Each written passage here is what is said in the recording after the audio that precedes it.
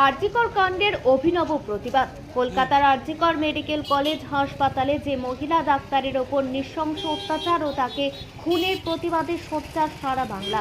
শুরু হয়েছে বিভিন্ন প্রতিবাদ কর্মসূচি। আজ এক অভিনব প্রতিবাদ কর্মসূচি দেখা গেল গোঘাটে। গাছ লাগিয়ে এই নারকীয় হত্যাকাণ্ডের প্রতিবাদ। সারা বছর ধরেই বিভিন্ন সচেতনমূলক কর্মসূচি করে থাকেন গোলাপ সুন্দরী নামে খ্যাত মাঝপুর প্রাথমিক বিদ্যালয়ের প্রধান শিক্ষক দেবাশিস মুখোপাধ্যায়। আজ দেবাশিস বাবুর অভিনব প্রতিবাদ কর্মসূচি। গাছ লাগিয়েই হত্যাকাণ্ডের প্রতিবাদ তিনি জানান। এছাড়াও তার সঙ্গে উপস্থিত ছিলেন অসিত মুখার্জি।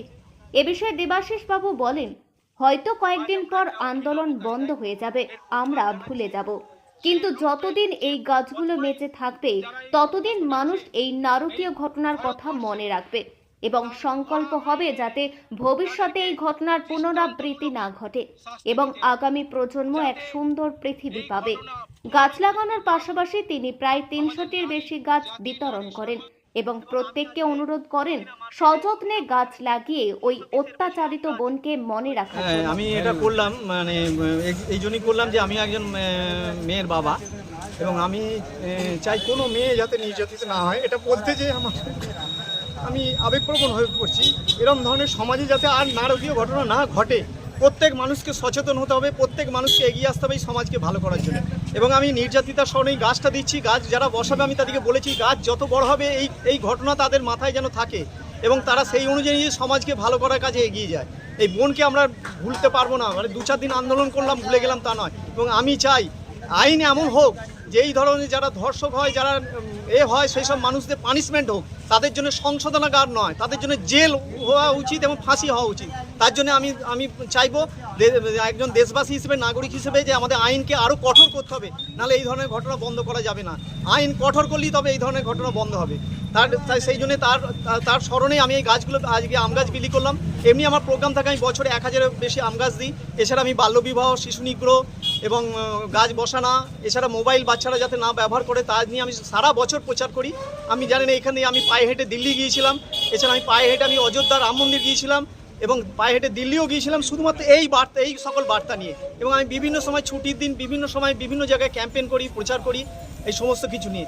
আজকে আমি এখানে এসেছি মদিনা বাজারে শুধুমাত্র ওই নির্যাতিতার স্মরণে এই গাছ বিলি করলাম। এই গাছ যাতে যত বড় হবে মানুষ মনে রাখবে যে আমাদের এরকম ঘটনা ঘটেছিল, আজ যাতে না হয় ঘটনা, মেয়েদের ওপর যাতে আজ যাতে অত্যাচার না হয়, মেয়েরা যাতে তার একটা ভালো পৃথিবী পায়, আমাদের যে সন্তান সন্ততিরা তারা যাতে বড় হয়ে বুঝতে পারে হ্যাঁ আমার জন্য এই পৃথিবীটা সেফ, আমার জন্য এই দেশটা সেফ, সেইটা সবাইকে এগিয়ে আসতে হবে। সেই জন্যই আমি আজকে এইখানে প্রোগ্রামটা করলাম। আমার নাম হচ্ছে দেবাশিস মুখোপাধ্যায়, আমাকে অনেকে বহুরূপী গোলাপ সুন্দরী নামে জানেন। আমি খানাকুল থানার অন্তর্গত মাঝপুর প্রাথমিক বিদ্যালয়ের প্রধান শিক্ষক। যেটা করেছি যে আমাদের যে আরজিকরে যিনি নির্যাতিতা মারা গেছেন তার স্মৃতির উদ্দেশ্যে এই গাছটা বসাবার জন্য আমি বলবো যে কালকে আপনারা গাছটা বসান। কাল রাখি পূর্ণিমা, ভালো দিন। সমাজ গড়ে তুলতে হলে নারী একটা প্রধান ভূমিকা নেয়। নারী হচ্ছে মাতা, জননী, ভগিনী, এই সমস্ত রূপেই আদিমকাল থেকে হয়ে আসছে।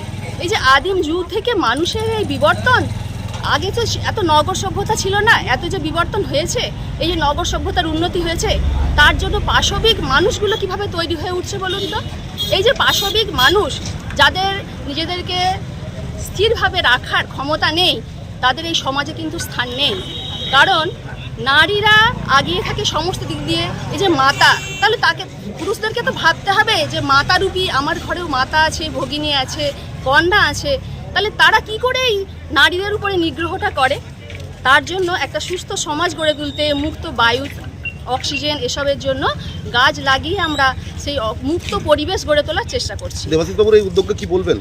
হ্যাঁ, ওনাকে তো আমি বলবো, উনি একজন প্রধান শিক্ষক, স্কুলের মানে অনেক সময় ব্যয় করে রবিবারটা একটা দিন ছুটি পান, সেই ছুটিতে চারিদিকে বেরিয়ে ঘুরে সমাজকে সুস্থভাবে গড়ে তুলতে চান। ওনার সাথে যদি অনেকজন আগিয়ে আসেন তাহলে উনি আরও এর জন্য আরও আগ্রহ পাবেন বা ভালো লাগবে যে পাশাপাশি সবাই আমার সাথে আছেন। ওনাকে তো বলবো এই রবিবারটার জন্য অসংখ্য সময় দেওয়ার জন্য ধন্যবাদ। আর উনি তো বলেছেন যে আমি একজন কন্যার পিতা, তাহলে তো উনি সেই সমাজের একজন ভবিষ্যৎ সমাজ গড়ে তোলারই একজন সাধুবাদের ব্যক্তি।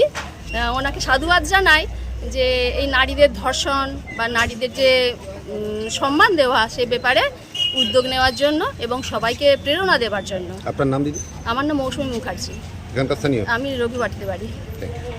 এখন আরামবাগেই রয়েছে প্রাণ আইভিএফ ফার্টিলিটি সেন্টার। নিঃসন্তান দম্পতিদের মুখে হাসি ফোটানোর বিশ্বস্ত প্রতিষ্ঠান প্রাণ আইভিএফ ফার্টিলিটি সেন্টার দক্ষিণবঙ্গের মধ্যে সর্ববৃহৎ এবং সর্বপ্রথম এআরটি গভর্নমেন্ট রেজিস্টার প্রাপ্ত আইভিএফ সেন্টার এখন আরামবাগেই। অল্প খরচে আইভিএফ পরিষেবা, বন্ধ্যাত্ব চিকিৎসার এক অভিনব অধ্যায়। প্রাণ আইভিএফ ফার্টিলিটি সেন্টার একেবারে অল্প খরচে পুরুষ ও মহিলার বন্ধ্যাত্ব পরীক্ষা, বন্ধ্যাত্ব চিকিৎসা সবকিছুই হয় আমাদের প্রতিষ্ঠানে। সুচিকিৎসার মাধ্যমে মা ও বাবা ডাক শুনতে পারবেন নিঃসন্তান দম্পতিরা।